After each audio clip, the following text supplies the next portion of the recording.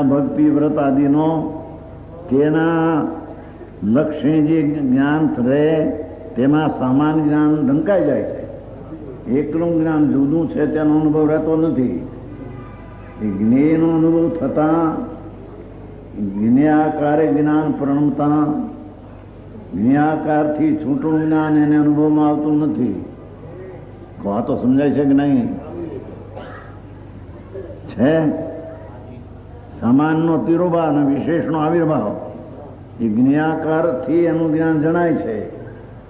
આનું જ્ઞાન કરું છું, આનું જ્ઞાન કરું છું, આનું જ્ઞાન કરું છું, રાગનું જ્ઞાન કરું છું, પુણ્યનું જ્ઞાન કરું છું, પાપનું જ્ઞાન કરું છું. કાપડનું કાપડના ધંધા હોય છે ને,